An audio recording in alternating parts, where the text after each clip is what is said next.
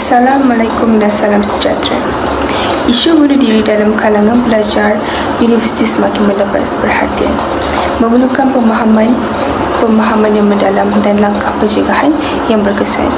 Idea bunuh diri merujuk kepada ideasi tentang bunuh diri.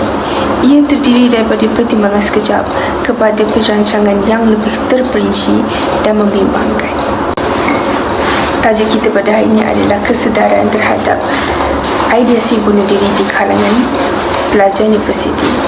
Video ini bertujuan untuk menyumbangkan kepada perbincangan tentang bagaimana kita boleh meningkatkan kesedaran orang ramai tentang bunuh diri bagi mewujudkan persekitaran yang lebih penyayang dan dalam istilah bahasa Inggeris supportive. Bunuh diri juga boleh ditakrifkan sebagai kematian yang berpunca daripada kecederaan, keracunan dan sesak nafas yang dilakukan oleh diri sendiri.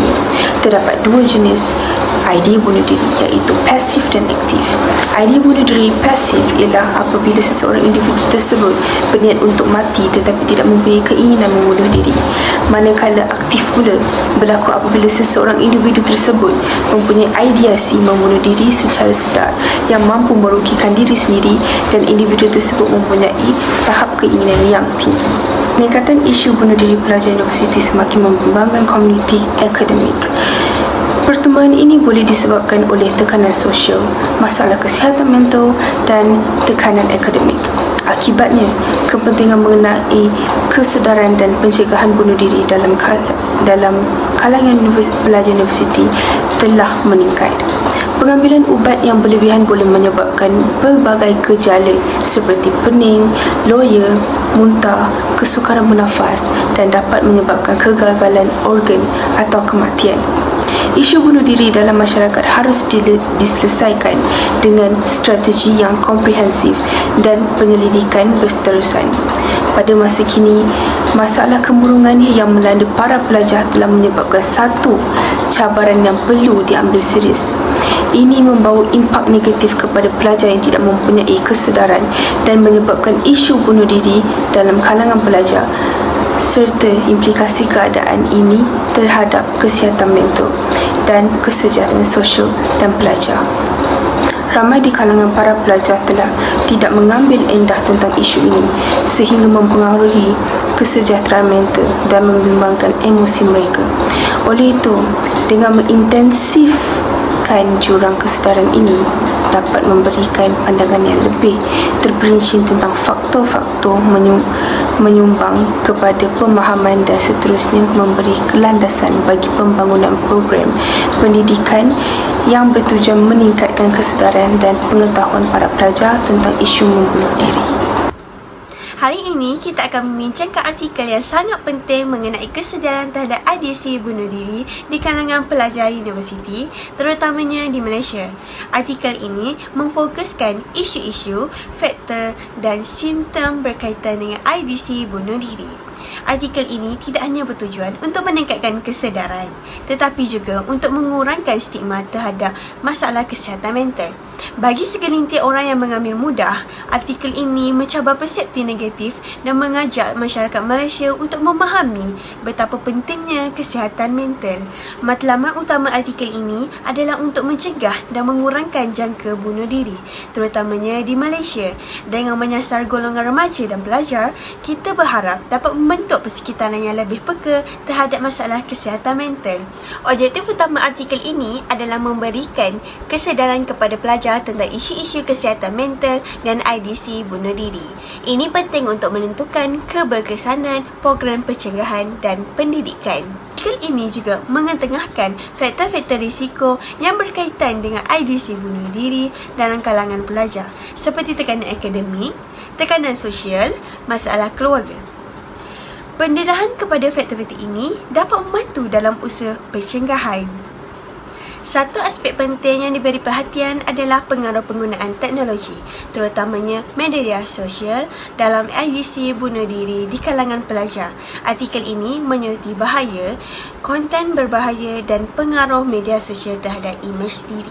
Sebagai langkah proaktif, artikel ini mencadangkan strategi pencegahan yang lebih efektif. Ini termasuk program pencegahan yang dapat dijalankan dalam kalangan pelajar untuk mengelakkan tindakan bunuh diri. Selain itu, artikel ini menekankan keperluan latihan dan pembangunan profesional untuk konselor dan tenaga mengajar. Ini bertujuan untuk memastikan mereka bersedia mengendalikan isu-isu kesihatan mental dan ideasi bunuh diri dengan lebih efisien.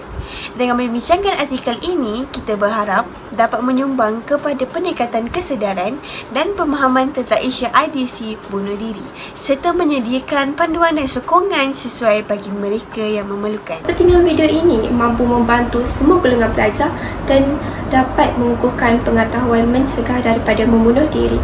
Gejala bunuh diri selama ini dianggap sebagai amat sensitif, namun ianya perlu dilakukan dengan lebih terbuka dan fokus.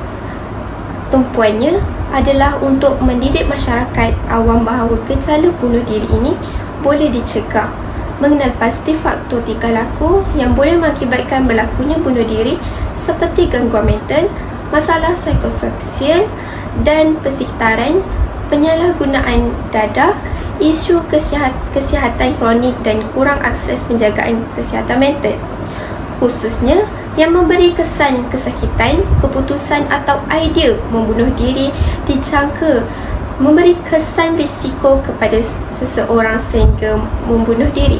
Sebagai contoh, jika ubat antidepresan dapat mengurangkan risiko membunuh diri, ubat ini dapat mengurangkan rasa kemurungan dan sakit psikologi yang lain. Seterusnya, kajian literatur. Dalam fasa awal penyelidikan melaksanakan tinjauan literatur yang komprehensif mengenai isu kesedaran kesihatan mental dan ideasi bunuh diri di kalangan pelajar. Analisis yang mendalam terhadap penyelidikan terdahulu untuk mengidentifikasi pendekatan-pendekatan yang terbukti berkesan dalam peningkatan kesedaran di kalangan populasi ini. Dengan merangkumi perspektif-perspektif yang telah dikaji sebelum ini, kajian literatur ini membentuk asas bagi penilaian menyeluruh terhadap konteks isu kesihatan mental dan ideasi bunuh diri di kalangan pelajar universiti. Populasi bagi tajuk kesedaran terhadap ideasi bunuh diri di kalangan pelajar universiti merujuk kepada kumpulan individu yang menjadi fokus atau pemantauan mengenai kesedaran terhadap isu idea bunuh diri dalam kalangan pelajar universiti. Populasi tersebut terdiri daripada pelajar universiti daripada pelbagai pengajian tinggi. Contohnya, populasi ini merangkumi pelajar universiti. Terdapat responden dari sarjana muda dan program sarjana.